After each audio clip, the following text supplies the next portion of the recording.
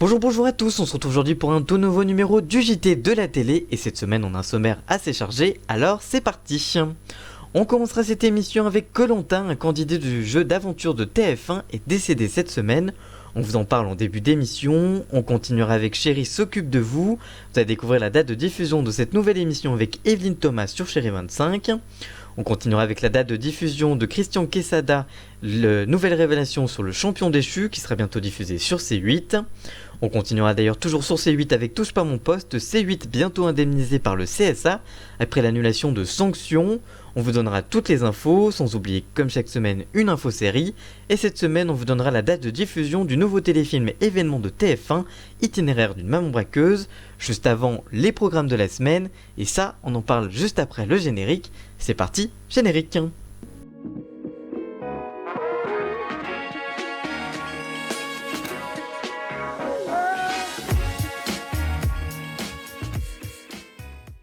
On commence donc cette émission avec une triste nouvelle. Dans la famille de Koh Lanta, un candidat du jeu d'aventure de TF1 est décédé. Il y a quelques heures, la société de production de Koh Lanta a révélé que l'un des anciens candidats avait perdu la vie. En effet, c'est la société de production Adventure Line Productions qui produit les jeux d'aventure phares de TF1 qui a annoncé la mort de Jean-Claude, elle-même sur son compte Twitter ce mercredi matin.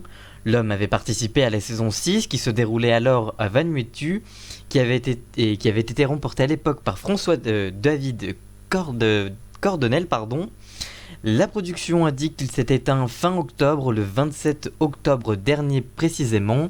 C'est en 2006 que Jean-Claude participe à Koh Lanta Vanuatu et les téléspectateurs avaient pu découvrir les aventuriers être répartis en deux équipes en fonction de leur classe d'âge, les moins de 31 ans d'un côté et les plus de 31 de l'autre. Jean-Claude faisait donc partie de la deuxième catégorie. Mardi, tard dans la soirée, c'est Catherine, ancienne candidate de cette même saison, qui avait annoncé la nouvelle en rendant hommage à un homme adorable, vaillant, plein de gentillesse, qui avait été un compagnon bien agréable, indique-t-elle. L'homme était resté dans l'aventure pendant 18 jours avant d'être contraint à l'abandon pour raison médicale. Depuis son lancement, Koh Lanta a vu défiler près de 350 participants toutes saisons confondues, alors même que la 21e saison, tournée au printemps dernier aux Fidji, est attendue dans les prochains mois sur TF1. On continue avec Chéri s'occupe de vous, découvrez la date de diffusion de la nouvelle émission de Evelyne Thomas sur Chéri 25. Après le succès du retour de C'est mon choix sur Chéri 25, Evelyne Thomas est de retour pour une nouvelle émission en matinée. Ce programme vous fera découvrir chaque jour des solutions pour régler les petits soucis du quotidien. Côté concept, Evelyne Thomas sera accompagnée d'une équipe de spécialistes, Karen Grandval, psychothérapeute, Sandrine Pégrand, avocate et experte juridique, et Mathilde Forget, experte en coaching personnel. L'objectif pour Evelyne Thomas sera de délivrer des conseils aux participants et aux téléspectateurs pour améliorer leur quotidien. Parmi les thématiques qui seront abordées, Evelyne Thomas aidera Lorraine qui a raté son permis de conduire à 5 reprises déjà, Marie qui n'arrive plus à perdre ses kilos de grossesse, Eliane sans emploi depuis plusieurs années, Madison qui ne parvient pas à ranger son appartement de 17 mètres carrés, ou encore Vera qui souhaite apprendre à s'habiller selon ses courbes, un programme donc qui vise plutôt le public féminin. Chéri s'occupe de vous parlera aussi de phobie, d'écologie ou encore de malbouffé d'argent. C'est le lundi 11 novembre prochain que Chéri 25 lancera sa nouvelle émission baptisée Chéri s'occupe de vous à 9h du lundi au vendredi avec Evelyne Thomas bien évidemment en animatrice. Pour ceux que ça intéresse, on a sorti mercredi une vidéo consacrée à Mamie Twink et LCI avec la décision du CSA. C'est pour ça qu'on n'en parle pas dans cette émission puisqu'on a déjà fait une vidéo, c'était mercredi, elle est toujours disponible sur ma chaîne YouTube. Et bien vous pouvez la retrouver à la fin de la vidéo ou encore en fiche. Voilà donc pour cette petite promo et maintenant on retourne à la vidéo. On continue cette émission avec Christian Quesada, découvrez la date de diffusion du nouveau documentaire sur Christian Quesada sur C8. Après avoir diffusé le documentaire en mai dernier Christian Quesada du rêve au cauchemar, de nouvelles révélations sur le grand gagnant de l'histoire des 12 coups de midi va être révélé dans un nouveau documentaire. Depuis le début de cette affaire, les équipes de H2O, société de production de Cyril Hanouna, ont continué leur enquête qui permet aujourd'hui de livrer de nouvelles révélations dans un nouveau documentaire.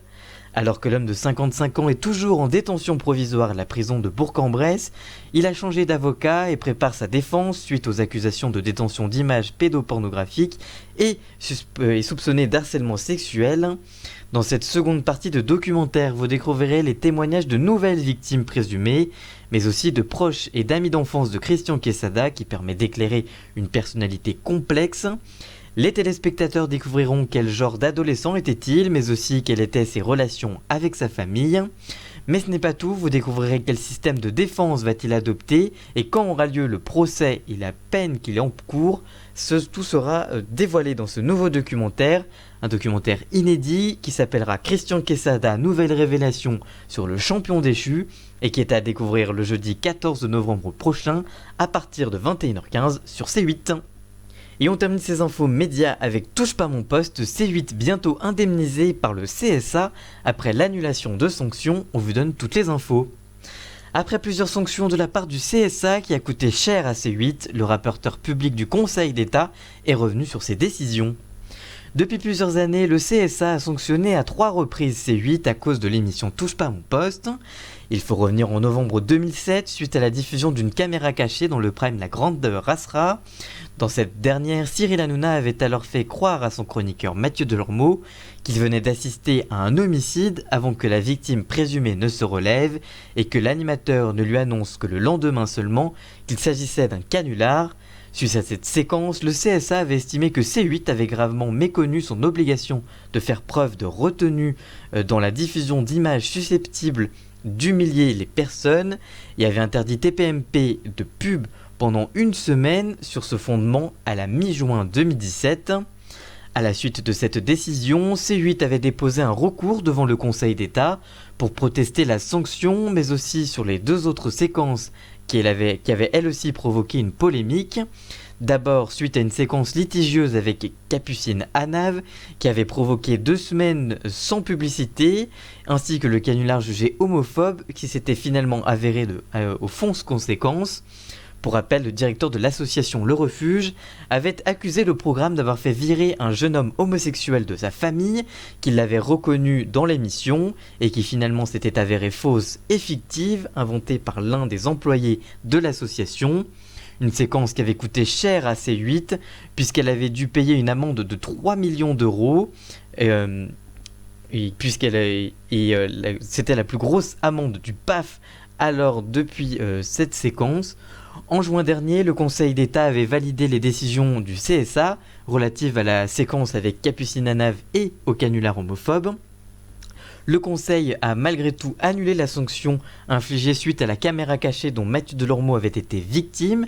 Il avait indiqué dans son communiqué, je cite, qu'en égard au comportement du chroniqueur tout au long de la séquence, ce dernier n'avait pas été montré sous un jour dégradant, humiliant ou attentatoire à sa dignité. Dans les faits, l'ancien animateur d'Énergie 12 avait aidé la fausse victime de Cyril Hanouna et avait apparu comme un sauveur entre guillemets de ce dernier. Malgré tout, le chroniqueur avait avoué sur le plateau qu'il avait été très touché par la séquence. Suite à la décision de l'institution, C8 avait réclamé 4 millions d'euros au titre de manque à gagner publicitaire. Une estimation largement revue à la baisse par le Conseil d'État, qui a préféré 1,1 million d'euros d'indemnisation. Il ne reste plus qu'à savoir si les juges valideront la préconisation du rapporteur public, comme c'est souvent le cas. Cependant, en mai 2018, le rapporteur avait préconisé l'annulation de 2 des 3 séquences prononcées par le CSA, donc pour la séquence avec Mathieu Delormeau ainsi que celle de Capucine Anav, à l'encontre des TPMP sans être suivis.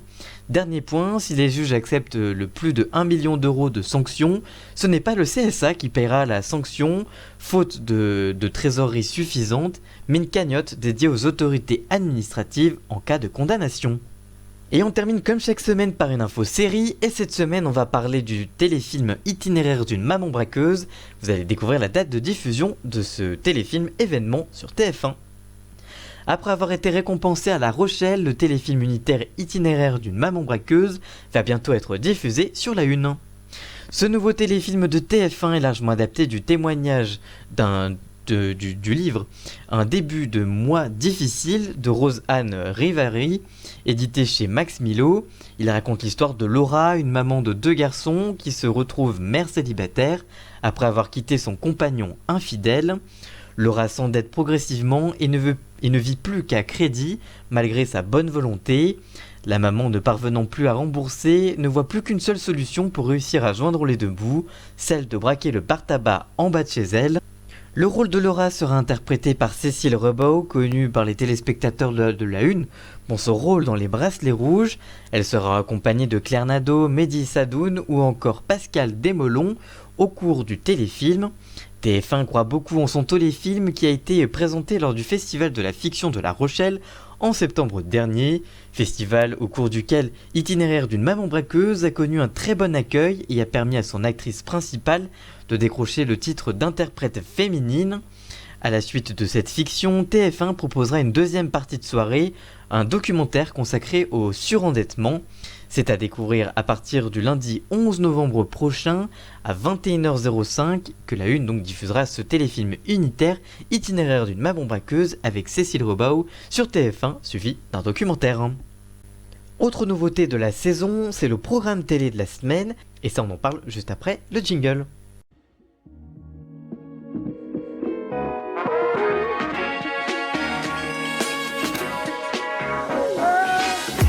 Comme chaque semaine maintenant, vous en avez l'habitude, on parle maintenant des programmes de la semaine. Et cette semaine, on va parler des programmes du 9 au 15 novembre. Et on commence dès le samedi 9 novembre avec les Energy Music Awards. Petit rappel, on vous en a déjà parlé la semaine dernière, mais je préfère vous le redire. Vous avez également la suite de la première saison de Ghost Chasseur de fantômes. La première saison avec 2 inédits par soirée sur ces stars. Lancement de l'atelier également animé par Flavie Falmant à 17h35 sur M6 avec 2 inédits par journée et en tout cas dès ce samedi pardon. Dimanche 10 novembre vous avez rendez-vous avec Moi Moche et Méchant, le film d'animation en inédit sur TF1, c'est le 3e film de la saga. Ou alors vous pouvez découvrir l'Ascension avec Ahmed Silla sur France 2 en inédit également. Le lundi 11 novembre prochain, vous avez donc rendez-vous avec Itinéraire d'une maman braqueuse dont on vient de vous faire le speech. Mais vous avez également le retour de Top Gear en road trip au Vietnam avec Philippe Lelouch, Latone et Bruce en inédit sur RMC Découverte. Vous avez également, on vous en a déjà parlé dans cette émission, mais vous avez également le lancement de l'émission Chérie s'occupe de vous, animée par Evelyne Thomas sur Chérie 25 en inédit à partir de 9h du lundi au vendredi. Et vous avez également la cérémonie du 11 novembre à suivre sur France 2 avec Julien Bugier à partir de 9h30 en direct. Mardi 12 novembre, vous avez également la finale de la saison 2 de SWAT et le lancement de la saison 3 avec 2 inédits par soirée. Vous avez également ensuite le nouveau numéro inédit de Enquête paranormale avec Valérie Benaïm sur C8. Vous avez également la diffusion d'un reportage avec Martin Veil au Brésil, présenté par Martin Veil en inédit donc, suivi de Martin Veil en Amazonie à partir de 22h15. En fait c'est la même émission mais qu'ils ont coupé en deux pour faire une meilleure audience normalement. Destination donc le Brésil pour Martin Veil. Mercredi 13 novembre, vous avez rendez-vous avec les classiques Good Doctor, Nina, Le Meilleur Pâtissier ou encore Enquête sous haute tension et Enquête criminelle. Ça ne change pas vraiment pour le mercredi. Le jeudi 14 novembre, vous avez rendez-vous avec Coup de foudre à Saint-Pétersbourg, téléfilm français avec Elena Maguera et Thierry Neuveric sur TF1. Vous avez également, on vous en a déjà parlé également dans cette émission, Christian Quesada, nouvelle révélation sur le champion déchu, un documentaire inédit à suivre sur C8. Mais vous pouvez également suivre sur M6 France-Moldavie, les matchs qualificatifs de l'Euro 2020 en direct, suivi de 100% foot avec David Ginola. Et enfin, le vendredi 15 novembre, vous avez la suite de Masked Singer avec Camille Combal sur TF1. Voilà donc pour les programmes de la semaine. N'hésitez pas à nous dire si vous allez les regarder et ce que vous avez pensé des programmes au fur et à mesure de la semaine. Merci d'avoir suivi ce nouveau numéro du JT de la télé, merci de l'avoir suivi. Si je vous a plu, n'hésitez pas à le liker, le commenter, le partager et même à vous abonner s'il vous a vraiment plu et pour ne pas louper les prochains numéros. Et on se retrouve très vite pour une toute nouvelle vidéo et lundi pour l'extrait de cette émission. A très bientôt, ciao!